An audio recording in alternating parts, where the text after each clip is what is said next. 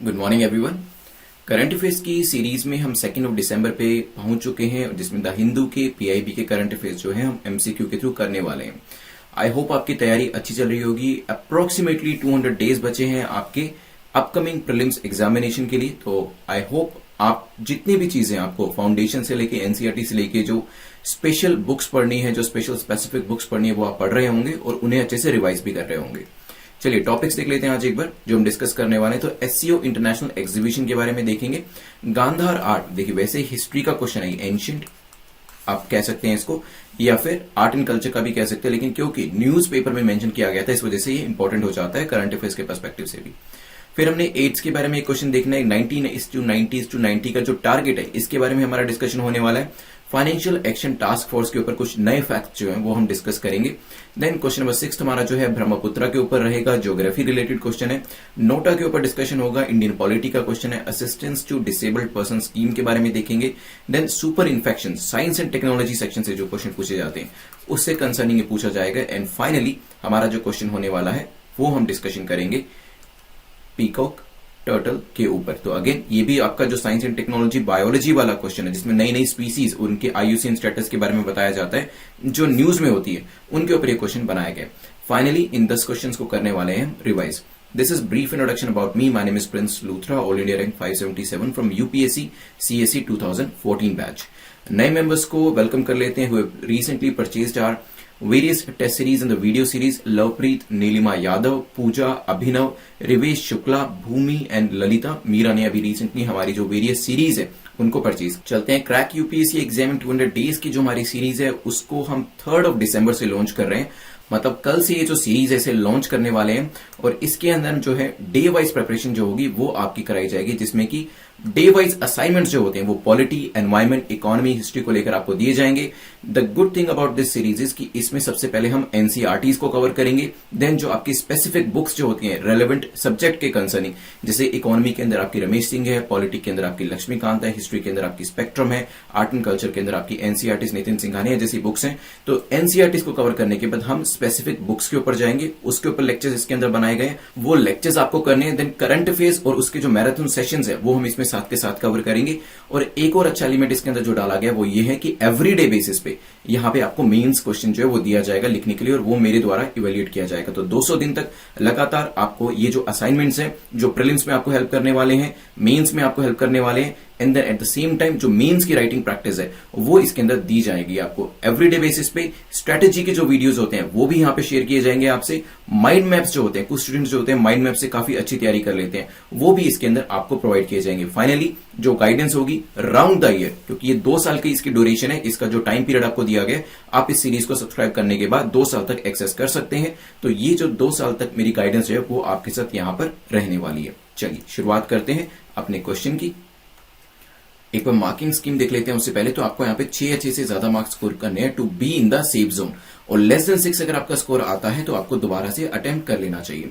देखिए यहाँ पे मैं एक चीज आपको जरूर कहूंगा, देखिए मैं आपको ये भी कह सकता हूं, आपको मैं मोटिवेट करने की कोशिश कर सकता हूं कि आप इसे अटेम्प्ट करते रहिए, आपका जो मार्क्स है इंप्रूव हो जाएंगे, डेफिनेटली वो इंप्रूव होंगे, लेकिन उसके लिए आपको एनालाइज करना पड़ेगा। विदाउट एनालिसिस अगर आप एनालिसिस नहीं करते तो मार्क्स हो सकते हैं इंप्रूव होने में काफी ज्यादा टाइम भी आपको लग जाए। एंड बिकॉज यहाँ पे हमें ज्यादा टाइम नहीं लगाना है, जो भी अपकमिंग अटेम्प्ट है प्रीलिम्स 2021 या 2022 के लिए जो आप तैयारी कर रहे हैं उसमें आपको इस एग्जाम को क्रैक करना है। So you have to be very certain about your preparation. इसी के लिए आपको सबसे पहले तो एनालिसिस जरूर करना है। आपकी जो भी अटेम्प्ट्स होते हैं, जो भी मिस्टेक्स होती हैं, उसका आपको तभी पता चल पाएगा जब आप अपने क्वेश्चंस आंसर को, जहां पर गलती हुई, जहां पे आपका क्वेश्चन करेक्ट हुआ तो करेक्ट हुआ तो क्यों हुआ, गलत हुआ तो क्यों हुआ, क्या वो नॉलेज गैप की वजह से हुआ, या फिर रीडिंग आपने मिसरीडिंग कर ली इस वजह से हुआ, आपका फोकस नहीं था इस वजह से हुआ, करेक्ट को इनकरेक्ट पढ़ लिया और वाइस वर्सा इस वजह से हुआ। तो एनालिसिस करना काफी जरूरी है ताकि एक सेल्फ अवेयरनेस आपको अपनी प्रिपरेशन के बारे में आ सके और उसके बाद जो एग्जाम है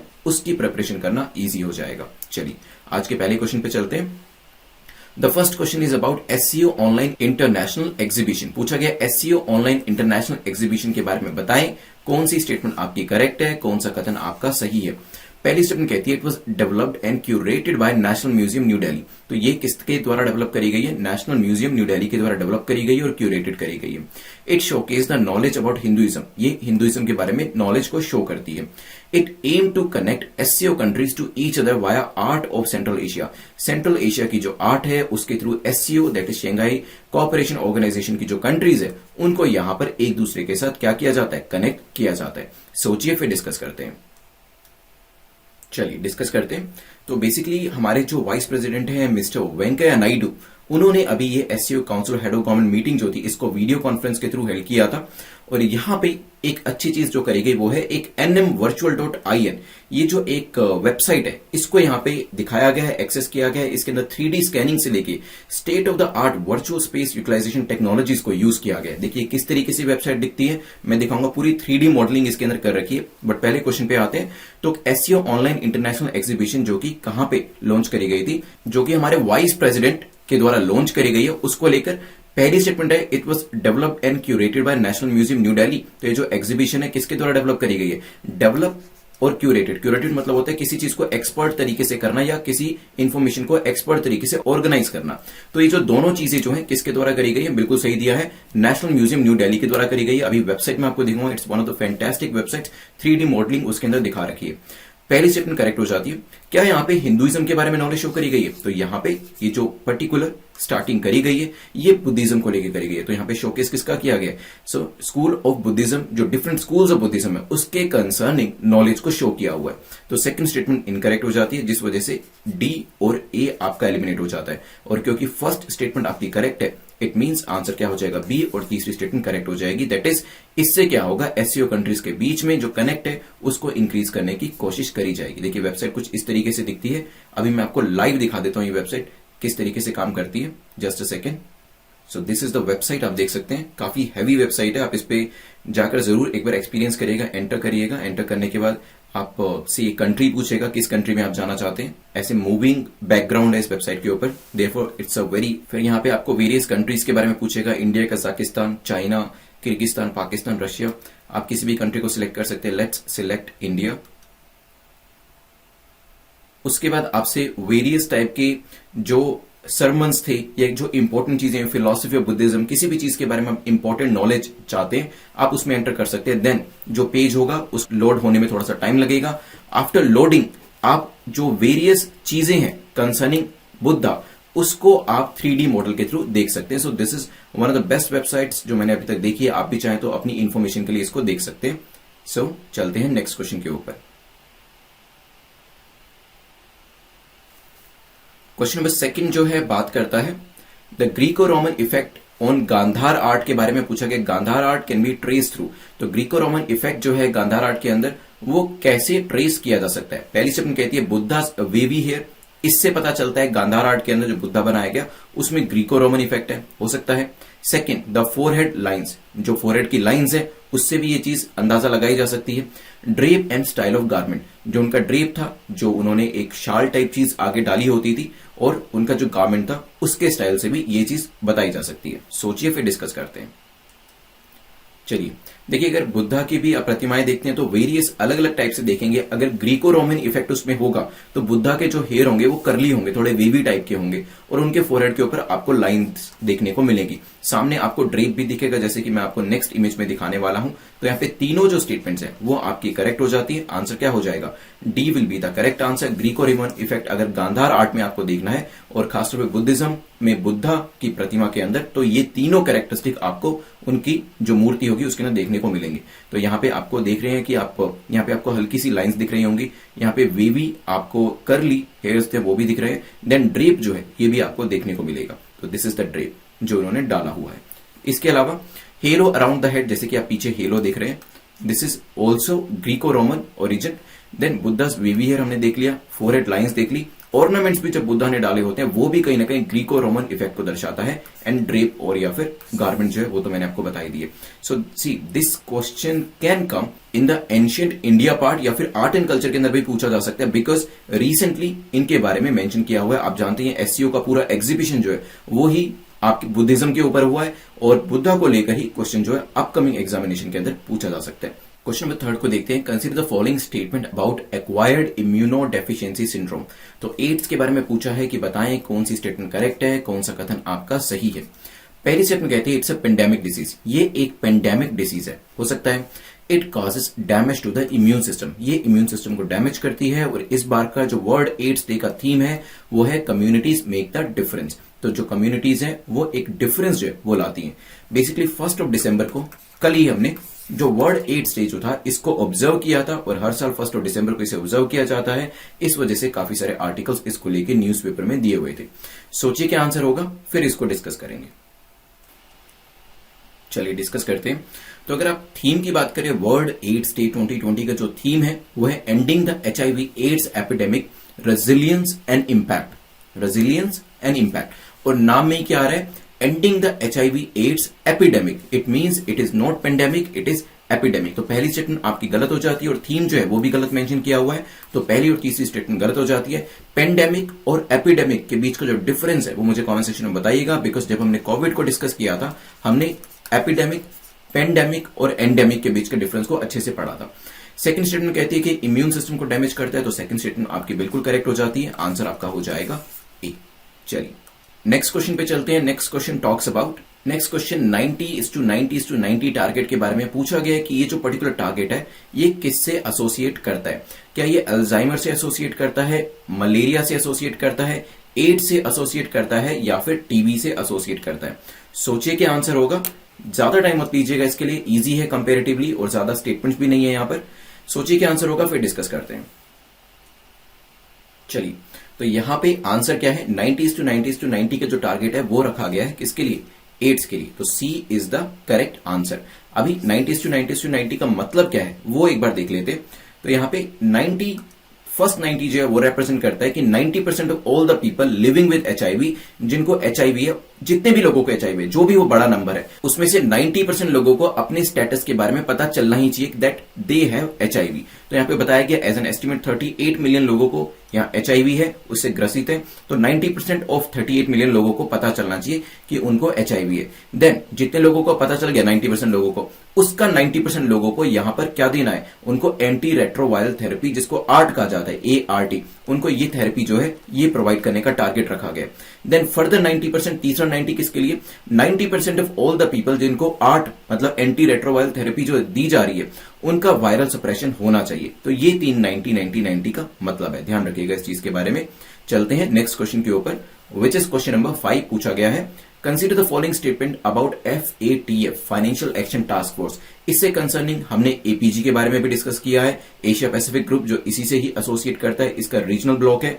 और यहां पे पूछा गया है FATF के बारे में बताएं कौन सी स्टेटमेंट आपकी करेक्ट है, कौन सा कथन आपका सही है। पहली स्टेटमेंट कहती है it is N inter governmental body establish during the G20 summit. ये एक इंटर गवर्नमेंटल बॉडी है जिसे G20 समिट के दौरान बनाया गया था, हो सकता है। सेक्रेटेरिएट जो है इसका OPEC के अंदर लोकेट करता है, ये भी हो सकता है। It consist of 37 members, 37 members इसके अंदर कंसिस्ट करते हैं। और आप जानते हैं कि FATF का जो जिक्र है वो पाकिस्तान को लेकर टाइम एंड अगेन होता रहता है। और FATF की वजह से ही काफी सारी जो फंडिंग है और काफी सारे जो सैंक्शंस है वो पाकिस्तान के ऊपर लगे हुए हैं। और पाकिस्तान यहाँ पे कोशिश कर रहा है कि जो FATF की ग्रे लिस्ट है उससे वो निकल जाए। और यहाँ पे काफी सारे जो ग्रुप्स हैं जो ये जानते हैं कि कहीं ना कहीं टेरर फंडिंग जो है पाकिस्तान के द्वारा की जा रही है, और जो कंट्रीज ये जानते हैं कि टेरर फंडिंग, मनी लॉन्ड्रिंग जैसी एक्टिविटीज पाकिस्तान के द्वारा की जा रही है, उनको यहां पर रोकना चाहिए। अदरवाइज पाकिस्तान को ब्लैक लिस्ट के अंदर डाल देना चाहिए, जहां पे और भी सीवियर सैंक्शंस जो होंगे वो पाकिस्तान के ऊपर लगाए जाएंगे। यहां पे चलते हैं अपने क्वेश्चन के ऊपर, सोचिए क्या आंसर होगा, फिर डिस्कस करते हैं। चलिए FATF that is financial action task force अभी न्यूज में क्यों था, बिकॉज रिसेंटली इन्होंने 400 एक्सपर्ट्स जो है from public as well as the private sector, उनको यहां पे money laundering as well as terror funding के लिए अप्राइज किया था। इस वजह से ये जो बॉडी है न्यूज में थी। बात करी जाए तो ये क्या एक इंटर गवर्नमेंटल बॉडी है, तो yes it is N inter governmental body जिसे 1989 में बनाया गया था। और 1989 में बनाने के अलावा इसे बनाया गया था G7 समिट के दौरान, जो कि पेरिस में हुई थी, ना कि G20 समिट। और अगर इसके हेडक्वार्टर की भी बात करी जाए तो द सेक्रेटेरिएट जो है इसका located at Organisation of Economic Cooperation and Development OECD के हेडक्वार्टर के अंदर इसका जो हेडक्वार्टर है वो लोकेट करता है। तो यहाँ पे पेरिस के अंदर इसका हेडक्वार्टर है। तो सेकंड स्टेटमेंट जो है आपकी इनकरेक्ट हो जाती है वंस अगेन। थर्ड स्टेटमेंट जो है कि इसमें 37 मेंबर्स होते हैं, तो ये स्टेटमेंट हमारी बिल्कुल करेक्ट है, आंसर विल बी सी। चलते हैं नेक्स्ट क्वेश्चन के ऊपर। क्वेश्चन नंबर 6 पे जाने से पहले एक बार हम देखेंगे अपने प्री कम मेंस के प्रोग्राम के बारे में, जिसको आप सब्सक्राइब कर सकते हैं by going to exam.network.com and these are the various series जो आपको इसके अंदर मिल जाती हैं। चलिए क्वेश्चन नंबर 6 को देखते हैं, जो कि बात करता है ब्रह्मपुत्रा के बारे में। ब्रह्मपुत्रा के बारे में पूछा है कि बताएं, दो स्टेटमेंट्स आपके सामने हैं, कौन सी स्टेटमेंट करेक्ट है, कौन सा कथन सही है, कौन सा कथन यहां पे गलत है। पहली स्टेटमेंट कहती है it originates under the name of Siang और दिहांग। ये जो ओरिजिनेट करती है, किस नाम से ये ओरिजिनेट करती है? सियांग के नाम से और दिहांग के नाम से हो सकता है। It enters India west of Sadiya town in West Bengal. तो यहां पे लोकेशन दे रखी है, ये लोकेशन अगर सही है या गलत है आप तभी बता पाएंगे जब आपने पूरा का पूरा कोर्स ऑफ दिस रिवर देखा है कि कहां कहां से ये रिवर होके जाती है, ओरिजिन कहां से होता है, इंडिया में कहां से एंटर करती है, किस दूसरी कंट्री से एंटर करती है, और इंडिया में एंटर करने के बाद जब एग्जिट करती है तो किस कंट्री के अंदर जाती है। ये सब चीजें तभी आंसर कर पाएंगे जब एटलस को आपने अच्छे से देखा हो, पढ़ा हो। चलिए यहां पे दोनों स्टेटमेंट्स के बारे में सोचिए क्या आंसर हो सकता है, फिर डिस्कस करेंगे। चलिए यहां पे सबसे पहले तो न्यूज देख लीजिए, न्यूज में क्यों थी ये रिवर। देखिए न्यूज में रिवर रहने का रीजन यही था क्योंकि चाइनीज मीडिया, आपको पता है चाइनीज मीडिया की जो खबरें हैं हमारे न्यूज मीडिया के अंदर भी बताई जाती है कि उनके जो अखबार है, चाइनीज न्यूज़पेपर जो है वो किस किस तरीके की खबरें देते हैं और उसके इंडिया के लिए कॉन्सिक्वेंसेस क्या हो सकते हैं। तो यहां पे चाइनीज मीडिया ने खबर दी है कि यारलोंग सेंगपो, ब्रह्मपुत्रा को तिब्बत के अंदर यारलोंग सेंगपो के नाम से जाना जाता है, वहां पर एक जो बांध बनाना है, एक जो डैम बनाना है, उसका एक हाइड्रो पावर कंपनी के द्वारा उसके लिए गो अहेड जो है वो दे दिया गया है चाइनीज कंपनी को, और इसके जो रेमिफिकेशन है वो इंडिया के लिए हो सकते हैं। जो आप जानते हैं कि ये जो नदी है ये चाइनीज साइड से एंटर करती है इंडिया के अंदर, और अगर वहां पे एक डैम बना लिया जाता है एक हाइड्रो पावर कंपनी के द्वारा और ये डाउनस्ट्रीम डैम होने वाला है, तो यहां पे इंडिया के अंदर जो फ्लडिंग का इशू है उसके लिए चाइनीज जो है वो रिस्पॉन्सिबल फ्यूचर के अंदर हो सकते हैं। अब बात करी जाए क्या इसको सियांग और दिहांग भी कहा जाता है, जो इसका नाम है जब ये ओरिजिन करती है, जब इसका ओरिजिन होता है, तो ये पहली स्टेटमेंट आपकी करेक्ट है। अगर आपने ब्रह्मपुत्रा को देखा हो तो यह जरूर देखा होगा इसके बारे में कि जब ये इंडिया में एंटर करती है तो ये करती है अरुणाचल प्रदेश से एंटर। तो अगर आपको ये सिर्फ चीज पता होती तो यहां पे सदिया टाउन लिखा है नहीं लिखा है उससे फर्क नहीं पड़ता, यहां पे आप वेस्ट बंगाल देखते और इस स्टेटमेंट को एलिमिनेट कर देते। तो yes, it enters India west of Sadiya town जो कि अरुणाचल प्रदेश के अंदर है। तो यहां पे सेकंड स्टेटमेंट इनकरेक्ट है, फर्स्ट स्टेटमेंट आपकी करेक्ट है, और जो इसकी न्यूज थी वो भी मैंने आपको बता दी। और यहां पे आप रिवर को भी देख सकते हैं, चाइना से एंटर करके अरुणाचल प्रदेश में आती है, then it goes to Bangladesh. तो यहां पे जो लोकेशंस है वो अपने मैप पे जरूर देख लीजिएगा। चलते हैं नेक्स्ट क्वेश्चन के ऊपर, विच इज क्वेश्चन नंबर 7, जो कि पूछ रहा है नोटा के बारे में। पूछा गया है कि कौन सी स्टेटमेंट, 3 स्टेटमेंट देके पूछा है कि कौन सी स्टेटमेंट नोटा को लेकर इनकरेक्ट है, कौन सा कथन गलत है। पहली स्टेटमेंट कहती है it enables the voter to officially register and acceptance for all candidates who are contesting. तो ये क्या करता है, वोटर को अनेबल करता है कि वो चाहे तो ऑफिशियली रजिस्टर कर सकते हैं, किस चीज को लेके, कि वो सभी कैंडिडेट्स को एक्सेप्ट करते हैं जो भी कॉन्टेस्ट कर रहे हैं। India became the 14th country to institute negative voting through NOTA. तो इंडिया जो था 14वीं कंट्री बना जिसने नोटा को इंट्रोड्यूस किया था, and NOTA symbol was introduced in 2015। NOTA का जो सिंबल था उसे 2015 में इंट्रोड्यूस किया गया था। कंपेरेटिवली कुछ स्टेटमेंट्स काफी इजी हैं, कुछ स्टेटमेंट्स काफी डिफिकल्ट है, सोचिए बिल्कुल ध्यान से आंसर क्या होगा, फिर इसको डिस्कस करेंगे। चलिए डिस्कस करते हैं। तो यहां पे सबसे पहले तो ये ध्यान रखिए, आपको बताना क्या था, आपको बताना था इनकरेक्ट। नोटा का मतलब होता है none of the above option. तो यहां पे आप सभी कैंडिडेट्स को इक्वालिटी नहीं दे रहे कि मैं सभी को एक्सेप्ट करता हूं। काफी इजी था, आपने पढ़ा होगा नोटा के बारे में, पहली स्टेटमेंट तो काफी इजी थी। It means you say that none of the above, I do not elect any of the above, I do not support any of the above. जितने भी कैंडिडेट्स हैं मैं उनको सपोर्ट नहीं करता हूं, क्योंकि कहीं ना कहीं आपको लगता है that they do not deserve to be there, जिस चीज के लिए, जिस सीट के लिए वो इलेक्शन लड़ रहे हैं। तो यहां पे पहली जो स्टेटमेंट है वो तो इनकरेक्ट हो जाती है सीधा सीधा, ठीक है। अब आते हैं सेकंड स्टेटमेंट के ऊपर, क्या 14वीं कंट्री इंडिया बना जब ये नोटा को इंट्रोड्यूस किया गया? तो यस, सेकंड स्टेटमेंट जो है हमारी बिल्कुल करेक्ट हो जाती है। और अगर बात करी जाए नोटा के बटन की, तो यस 2015 में इसको इंट्रोड्यूस किया गया था। थर्ड स्टेटमेंट जो है हमारी वो भी करेक्ट हो जाती है। किस तरीके का ये बटन है, आपने अगर वोट दिया है तो आपने डेफिनेटली इसको देखा होगा, नहीं दिया तो मैं आपको नेक्स्ट स्लाइड के अंदर दिखा देता हूं और आपसे रिक्वेस्ट भी करूंगा कि नेक्स्ट टाइम जरूर वोट भी करिएगा। यहां पे आंसर हो जाएगा हमारा सी, क्योंकि सिर्फ पहली स्टेटमेंट आपकी इनकरेक्ट है, बाकी जो 2 स्टेटमेंट है वो आपकी करेक्ट हो जाती है। So this is how it looks. अब यहां पे इसको न्यूज में क्यों था, देखिए बहुत अच्छी न्यूज थी और मेरा जो मेंस का क्वेश्चन है वो भी इसी के ऊपर बनने वाला है। और यहां पे आपका ओपिनियन होना बहुत जरूरी है, क्योंकि मेंस के अंदर इसी तरीके के क्वेश्चन पूछे जाते हैं। अभी क्या होता है, मान लीजिए एक जगह पे, एक कॉन्स्टिट्यूंसी के अंदर 100 लोग हैं और 100 लोगों में से 99 लोगों ने नोटा को वोट दिया और किसी एक इंडिविजुअल ने किसी एक पार्टी के मेंबर को वोट दिया। तो होगा क्या, 99 जो वोट्स होंगे नोटा के, मान लीजिए मैंने भी नोटा को वोट किया, नन ऑफ द अबव, आपने भी नन ऑफ द अबव कहा, काफी सारे लोगों ने नन ऑफ द अबव कहा, सिर्फ एक इंडिविजुअल ने किसी एक इंडिविजुअल को सपोर्ट कर दिया। तो हम सबके वोट्स जो हो जाएंगे वो इनवैलिड हो जाएंगे और उस एक इंडिविजुअल का जो वोट है वो वैलिड होगा, और जिस भी इंडिविजुअल को उसने वोट दिया, जिस भी कैंडिडेट को, जिस भी रिप्रेजेंटेटिव को, सो कॉल्ड रिप्रेजेंटेटिव को उसने वोट दिया है, वो सिलेक्ट होकर आ जाएगा।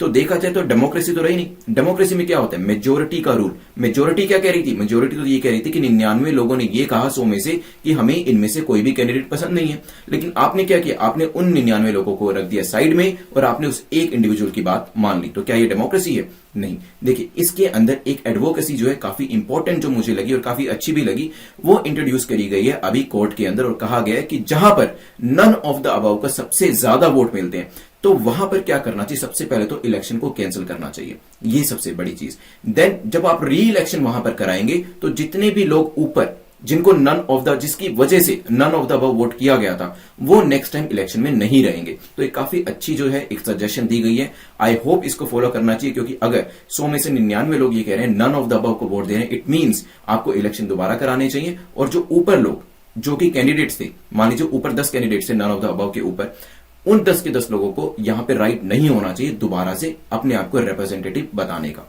चलिए, आपका क्या इस पे ख्याल है वो मुझे मेंस के आंसर के जरिए जरूर बताइएगा। क्वेश्चन नंबर 8 को देखते हैं, जो कि पूछ रहा है assistance to disabled person scheme को लेकर कि कौन सी स्टेटमेंट इस स्कीम को लेकर आपकी करेक्ट है, कौन सा कथन इसको लेकर सही है। पहली स्टेटमेंट कहते हैं it is in operation since 1981, 1981 से ये ऑपरेशन में ये जो पर्टिकुलर स्कीम है, ठीक है। It assist the needy disabled person in procuring durable sophisticated appliance. ये जो पर्टिकुलर स्कीम है ये हेल्प करती है किनकी, डिसेबल लोगों की, ताकि वो जो उनके यूज के सोफिस्टिकेटेड अप्लायंस होते हैं, जैसे किसी को हियरिंग इंपेयरमेंट है तो सुनने का जो डिवाइस होता है, चलने में किसी को दिक्कत होती है तो उसके लिए भी सोफिस्टिकेटेड डिवाइस, सपोर्टिंग डिवाइस आते हैं, तो उनको लेने में ये स्कीम हेल्प करती है। हो सकता है it aids appliances which do not cost more than 50,000 are covered under the scheme. तो यहां पे ऐसे अप्लायंसेस, ऐसे एड्स जो कि 50,000 रुपए तक की कीमत के होते हैं, उनको कवर किया जाता है इस स्कीम के अंदर। सोचिए क्या आंसर होगा। 3 स्टेटमेंट्स आपके सामने हैं, फिर इसको डिस्कस करेंगे। चलिए डिस्कस करते हैं। तो रिसेंटली हुआ क्या है, हमारे जो minister of social justice and empowerment है, उन्होंने वर्चुअली एक जो डिसेबल्स हैं उनके लिए एक कैंप जो था ऑर्गेनाइज किया, ताकि डिसेबल पर्संस को असिस्टेंस जो है वो दी जा सके। और यहां पर जो भी असिस्टिव डिवाइसेस होते हैं उनको डिस्ट्रीब्यूट किया गया था। देखिए पहले क्या होता था, पहले जो लिमिट थी वो 10,000 की रखी गई थी इन डिवाइसेस के सपोर्ट के लिए, कि 10,000 रुपए तक के जो डिवाइसेस होते हैं उनको डिस्ट्रीब्यूट किया जाएगा फ्रीली। और यहां पे अभी जो है रिसेंटली इस लिमिट को बढ़ाकर 10,000 से 12,000 कर दिया गया है। और ये बात भी है, कई लोगों को मल्टीपल डिसेबिलिटीज होती है, मतलब चलने में भी दिक्कत है, सुनने में भी दिक्कत है, या फिर उनको सुनने में भी परेशानी हो सकती है और देखने में भी परेशानी हो सकती है। तो वहां पे गवर्नमेंट ने एक और चीज जो है वो अच्छी करी है कि सेपरेट डिसेबिलिटी के लिए ये जो लिमिट होगी सेपरेटली होगी। तो 12,000 रुपए अगर आपको सुनने में परेशानी होती है या देखने में परेशानी होती है तो 12,000 रुपए उसके लिए अलग है। तो यहाँ पे जो पीपल विद स्पेशल नीड्स है उनके लिए काफी अच्छी यहां पे प्रोविजन जो है वो बनाए। अगर बात करी जाए असिस्टेंस टू डिसेबल पर्सन, तो yes it is in operation since 1981, बिल्कुल करेक्ट स्टेटमेंट है। It assist the needy disable person in procuring durable sophisticated appliances, तो यस उनसे कंसर्निंग जो कि उनको चलने में, बैठने में, सुनने में, देखने में हेल्प कर सकते हैं, ऐसे डिवाइसेस जो होते हैं उनको प्रोवाइड कराया जाता है। तो यहां पे जो लिमिट थी वो भी मैंने आपको बता दी, 12,000 रुपए यहां पर लिमिट रखी गई है पर डिसेबिलिटी के लिए। चलिए तो आंसर हो जाएगा आपका ए। चलते हैं नेक्स्ट क्वेश्चन के ऊपर। नेक्स्ट क्वेश्चन बात करता है, सो दीज आर द, जैसे किसी को जो आर्टिफिशियल लिम्स होते हैं वो भी लगाने पड़ते हैं, तो इस तरीके के जो डिवाइसेस हैं, जैसे नेक्स्ट स्लाइड के अंदर भी आप देखेंगे। चलते हैं अपने 9th क्वेश्चन के ऊपर। 9th क्वेश्चन बात करता है सुपर इन्फेक्शंस के बारे में। पूछा गया सुपर इन्फेक्शंस को लेकर बताएं कौन सी स्टेटमेंट करेक्ट है। साइंस एंड टेक्नोलॉजी में आपका बायोलॉजी साइंस वाला जो सेक्शन होता है वहां से ये क्वेश्चन पूछा गया है। पहली स्टेटमेंट कहती है these are infection occurring after or on top of an earlier infection. तो एक इन्फेक्शन के ऊपर जब दूसरा इन्फेक्शन होता है उसे सुपर इन्फेक्शन कहते हैं। सुन के लग रहा है हो सकता है। It is an over growth of an opportunistic pathogen from the bacterial or yeast imbalance of systematic antibiotics. तो यहां पे होता क्या है, एक तरीके से जो पैथोजन है उसके यहां पे ओवर ग्रोथ देखी जाती है, और वो किस वजह से होता है, बैक्टीरियल या यीस्ट की इंबैलेंस की वजह से, जो कि किसकी वजह से होती है, सिस्टेमिक एंटीबायोटिक्स की वजह से। सोचिए क्या आंसर होगा, फिर इसको डिस्कस करते हैं। चलिए, तो रिसेंटली जो आपके सुपर इन्फेक्शन है इसके ऊपर एक स्टडी करी गई थी। कहां पर, स्वीडन के अंदर। देयरफॉर सुपर इन्फेक्शन न्यूज में तो हमारे लिए काफी इंपॉर्टेंट हो जाते हैं। तो बेसिकली इट्स एन इन्फेक्शन जो कि ऑलरेडी अकरिंग इन्फेक्शन होता है उसके ऊपर डेवलप करता है। तो पहली जो स्टेटमेंट है वो हो जाती है ठीक। इसमें होता क्या है, बेसिकली पहले इन्फेक्शन हुआ, उसको ठीक करने के लिए कुछ आपने एंटीबायोटिक्स ली, और उन एंटीबायोटिक्स जो आपने सीरीज ऑफ एंटीबायोटिक्स ली उसके अंदर अगर किसी भी तरीके का बैक्टीरियल या यीस्ट इंबैलेंस होता है तो उसकी वजह से कोई भी पैथोजन जो अपॉर्चुनिस्टिक पैथोजन वो उस ऑलरेडी इन्फेक्शन के ऊपर ओवर ग्रोथ कर जाता है, जिसे कहते हैं सुपर इन्फेक्शन। तो सेकंड स्टेटमेंट भी आपकी करेक्ट हो जाती है। ग्राफिक के थ्रू समझाऊंगा आपको और भी अच्छे से समझ में आएगा। आंसर हमारा यहां पे हो जाएगा C will be the correct answer. So आप देख सकते हैं यहां पे इन्फेक्शन था, इसको ठीक करने के लिए हमने थेरेपी दी, बट वहां पे इम्बैलेंस होने की वजह से यहां पे सुपर इन्फेक्शन हो गया। तो जैसे होता है किसी को कोई बीमारी है, हम दवाई लेते हैं, और दवाई लेने की वजह से अगर दवाई सही नहीं होती है तो वो रिएक्शन कर जाती है, तो वो बीमारी तो है वो तो रहती है, उसके बाद इन्फेक्शन और दूसरी बीमारी हो जाती है, वो दूसरा और हमें फिर डील करना पड़ता है। तो कुछ उस तरीके की चीज है सुपर इन्फेक्शन, इन्फेक्शन के ऊपर इन्फेक्शन, सुपर इन्फेक्शन। चलिए आज के लास्ट क्वेश्चन पे चलते हैं। पूछा गया पीकॉक सॉफ्ट शेल टर्टल के बारे में बताएं कौन सी स्टेटमेंट आपकी करेक्ट है, कौन सा कथन आपका सही है। पहली स्टेटमेंट इसको लेके कहती है the species is confined to India, Bangladesh and Pakistan. तो इंडिया, बांग्लादेश, पाकिस्तान में ये स्पीसीज पाया जाता है। These are found in rivers, streams, lakes, ponds with mud और सैंड बॉटम्स। तो जो भी रिवर्स, स्ट्रीम्स, लेक्स जिसके नीचे बिल्कुल तल के अंदर, तो वहां पर अगर मड या फिर किसी तरीके की मिट्टी मिलती है तो वहां पर ये पाए जाते हैं। Female possess relatively longer and thicker tails than males. तो यहां पे जो फीमेल होती है टर्टल के अंदर, वो उनकी जो टेल होती है वो लॉन्गर होती है और वो मोटी भी होती है। सोचिए क्या आंसर होगा, फिर डिस्कस करते हैं।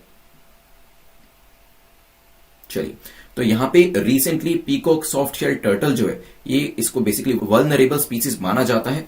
वल्नरेबल स्पीसीज मानने के अलावा यहां पे इसको भी रिसेंटली असम के सिलचर से फिश मार्केट से रेस्क्यू किया गया है, इस वजह से ये न्यूज में था। बात करी जाए तो यस, इंडिया, बांग्लादेश, पाकिस्तान में पाया जाता है, और ऐसी रिवर, स्ट्रीम, लेक जिसके नीचे मड या फिर सैंड मिलती है वहां पर ये पाया जाता है। यहां पे अगर बात करी जाए जो मेल होते हैं उनकी जो पूंछ होती है, उनकी जो टेल होती है वो लंबी होती है और मोटी होती है, फीमेल की नहीं। तो यहाँ पे तीसरी स्टेटमेंट जो है आपकी इनकरेक्ट हो जाती है। आंसर हो जाएगा आपका ए। एक बार ये दिखते कैसे हैं आप देख लीजिए, पूछा जा सकता है, इनका IUCN स्टेटस भी पूछा जा सकता है, इनके बारे में वैसे भी जानकारी आपसे ली जा सकती है एग्जाम के अंदर। तो यहाँ पे काफी लंबा इनका जो सिर है वो होता है, काफी लार्ज हेड होता है, ऑलिव ग्रीन इनका कलर होता है। तो ये कुछ इनकी कैरेक्टरिस्टिक्स है। चलिए, तो 10 क्वेश्चन हमारे यहाँ पे कंप्लीट होते हैं।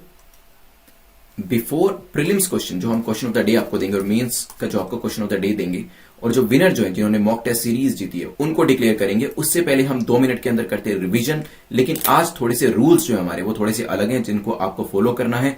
मैं रिवीजन में आपको 2 से 4 सेकंड का टाइम दूंगा, और आपको, अब ये लाइव आप देख रहे हैं, आपको कमेंट सेक्शन के अंदर जो चीज मैं पूछने वाला हूं उसका आंसर करना है। तो देखते हैं कि पहले इसमें कौन आंसर करता है। तो फॉर एग्जाम्पल मैं अभी फर्स्ट क्वेश्चन में आपको बताता हूं कि कैसे मैं आपसे क्वेश्चन पूछूंगा। देखिए ये चीज करनी जरूरी है, अदरवाइज रिवीजन क्या होगा, एक पैसिव प्रोसेस बन के रह जाएगा। मैं बोलता जाऊंगा 2 मिनट तक, 3 मिनट तक आप सुनते जाएंगे, ज्यादा कुछ फर्क पड़ेगा नहीं। लेकिन जब मैं आपसे रिवाइज कराते कराते आपसे क्वेश्चन पूछता हूं तो ये एक तरीके से मेक श्योर करता है कि आप अटेंटिव है और आप कोशिश करें वो सारी चीजों को रिकॉल करने की जो अभी हमने पिछले 25 मिनट के अंदर कंप्लीट करी है। चलिए, शुरुआत करी थी हमने SEO ऑनलाइन इंटरनेशनल एग्जीबिशन के बारे में। मुझे कमेंट सेक्शन में जल्दी से बताएं, देखते हैं पहले कौन बताएगा कि किस रिलीजन को लेकर ये एग्जीबिशन करी गई थी। SEO कंट्रीज ने करी आपस में कोऑपरेशन करने के लिए, बताइए जल्दी से। यस, बुद्धिज्म को लेकर ये किया गया है, ध्यान रखिएगा। चलते हैं नेक्स्ट क्वेश्चन के ऊपर। नेक्स्ट क्वेश्चन जो है बुद्धिज्म को लेकर है, ग्रीको रोमन इफेक्ट के बारे में। कौन कौन सी चीजें हमने पढ़ी थी इसमें, बुद्धा के वेवी हेयर होते हैं, फोरहेड पे लाइंस होती हैं, और उन्होंने एक ड्रेप या जो उनका गारमेंट स्टाइल होता है वो एसोसिएट होता है ग्रीको रोमन स्टाइल से। एक कैरेक्टरिस्टिक और थी, कुछ गोल गोल सी चीज थी, बताइए क्या होता है उनके हेड के पीछे, क्या कहते हैं उसे, लिखिए कमेंट सेक्शन के अंदर। Yes, that is called the hello, जैसे कि मैंने यहाँ पे फर्स्ट पॉइंट में बताया। देन इसके बाद डिस्कशन हमारा हुआ था एड्स को लेके। 1 दिसंबर को एड्स जो था वो हमने ऑब्जर्व किया था। ये एक एपिडेमिक डिसीज होती है, और इसमें हमने क्या देखा था, इसका थीम क्या था, जल्दी से बताएं मुझे एक लाइन में। Ending the HIV AIDS epidemic, resilience and impact. चलिए, फिर हमने 90s to 90 के बारे में देखा था, जिसमें हमने कहा था कि 90 लोगों को हमें क्या करना है, 90 लोगों को हमने डायग्नोस करना है, देन 90 लोगों को आर्ट देना है, that is anti retroviral therapy, और 90 लोगों के अंदर, दैट इज 90% के अंदर जो सप्रेशन इफेक्ट है, कि इसके अंदर देखा गया हो कि ये थेरेपी देने से फायदा हुआ है, ये सब चीजें हमें एक्सपीरियंस करनी है। तो ये 90s to 90 का जो टारगेट था वो भी हमने यहां पर कवर कर लिया। नेक्स्ट क्वेश्चन नंबर 5 के अंदर हमने क्या देखा था, FATF के बारे में। जल्दी से बताएं, इसका जो सेक्रेटेरिएट है वो कहां पे लोकेट करता है, कमेंट सेक्शन में मुझे जल्दी से बताएं। इसमें 37 मेंबर्स होते हैं, ये भी देखा था हमने, और G7 पेरिस के अंदर जो कॉन्फ्रेंस हुई थी वहां पर इसे इंटर गवर्नमेंटल बॉडी के तौर पे बनाया गया था।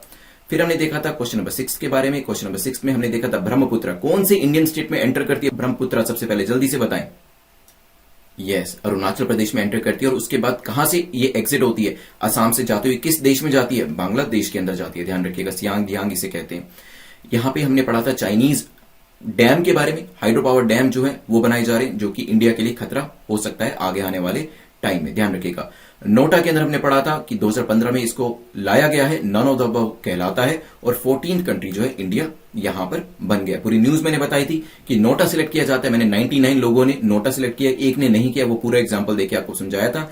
चाहे तो इस एग्जाम्पल को आप मेंस के अंदर भी लिख सकते हैं। इस तरीके के जो रियल लाइफ एग्जाम्पल्स होते हैं उनको जो इवेल्युएटर होते हैं ज्यादा पसंद करते हैं, और उनके अंदर आपको जो मार्क्स है वो ज्यादा दिए जाते हैं, तो ध्यान रखिएगा। फिर हमने पढ़ा था assistance to disable person scheme, बताइए कि इसके अंदर जो लिमिट होती थी पहले 10,000 की, उसको बढ़ाकर कितना कर दिया, जल्दी से कमेंट सेक्शन में बताएं। देखते हैं पहले कौन बताता है। यस, इट्स ऑपरेशन जो स्टार्ट हुआ था 1981 में हुआ था। यहां पर जो वेरियस असिस्टेड डिवाइसेस होते हैं, लिम्स वगैरह, वो दिए जाते हैं, और हर डिसेबिलिटी के लिए अलग से ये जो लिमिट है ये अप्लाई करी जाती है। ये भी एक अच्छी चीज गवर्नमेंट के द्वारा करी गई है। फिर हमने सुपर इन्फेक्शन के बारे में देखा था, क्या होता है जल्दी से बताएं कमेंट सेक्शन के अंदर। Yes, it is an infection over infection, जिसमें क्या होता है, आप दवाई लेते हैं, उसका कुछ इन्फेक्शन होता है, थेरेपी लेते हैं, उसका कुछ इन्फेक्शन होता है, एंड देन डिसीज जो एक नई ही डिसीज बन जाती है। सॉफ्ट शेल टर्टल, अभी बताएं कहां से इनको रेस्क्यू किया गया था, जल्दी से बताएं। असम सिलचर की फिश मार्केट से इनको रेस्क्यू किया गया था। इंडिया, बांग्लादेश, पाकिस्तान के अंदर पाए जाते हैं। सर काफी लंबा होता है, ऑलिव ग्रीन इनका कलर होता है, कुछ इस तरीके से दिखते हैं। तो आई होप आपको रिवीजन करने में भी मजा आया होगा। आज आपने एक हेल्दी कंपटीशन जो था वो लाइव सेक्शन में देखने को मिला होगा आपको, जो आपका कमेंट सेक्शन है लाइव सेक्शन। तो इस तरीके से प्रैक्टिस करेंगे तो चीजें और भी लंबे टाइम तक के लिए याद रहेंगी। अब क्वेश्चन ऑफ द डे मुझे आंसर जरूर करिएगा, जिसकी वजह से आपको मॉक टेस्ट सीरीज जो है वो आप जीत सकते हैं। What do you understand by capital expenditure, 1 line में आंसर करिएगा। लेट्स सी आप क्या आंसर करते हैं, करेक्ट करते हैं, इनकरेक्ट करते हैं, then I will choose one of the winners from you. चलिए मेंस का क्वेश्चन देखते हैं जो आपको आंसर करना है। तो यहां पे क्वेश्चन पूछता है, even the NOTA button is introduced in EVM, तो इलेक्ट्रॉनिक वोटिंग मशीन्स के अंदर जो नोटा बटन है, नन ऑफ द अबव, इसे इंट्रोड्यूस किया गया, बट अभी भी ऐसा लगता है कि ये कुछ ज्यादा इंपैक्टफुल नहीं है। It seems like a paper tiger, it seems like a toothless tiger.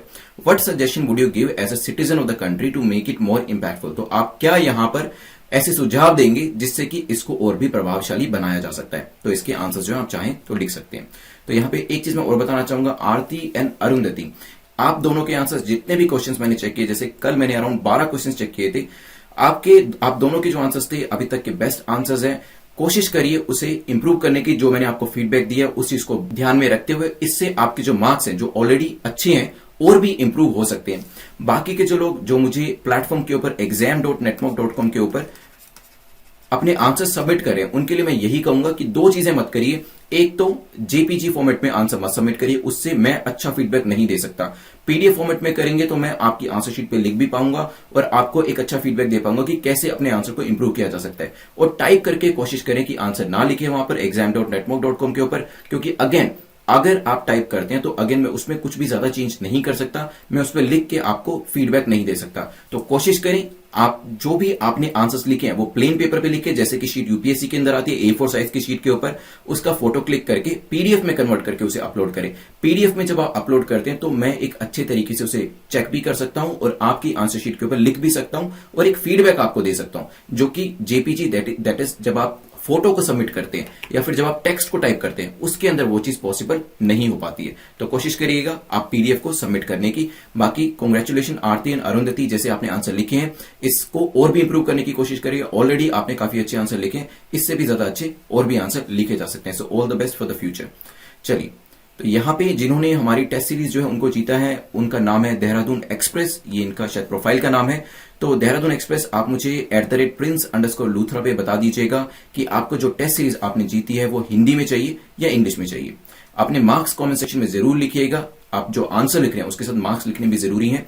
जो टेलीग्राम है उस पे आपको रात को 10 बजे के आसपास इसकी जो पीडीएफ है वो शेयर कर दी जाएगी। You can subscribe the channel and उसके बाद बेल आइकन प्रेस करने के बाद ऑल बटन प्रेस कर दीजिएगा, ताकि करंट अफेयर्स के अलावा और जो दूसरे वीडियोस भी हैं एमसीक्यू के वो आपको मिलते रहे। Thanks for watching, have a nice day, good bye.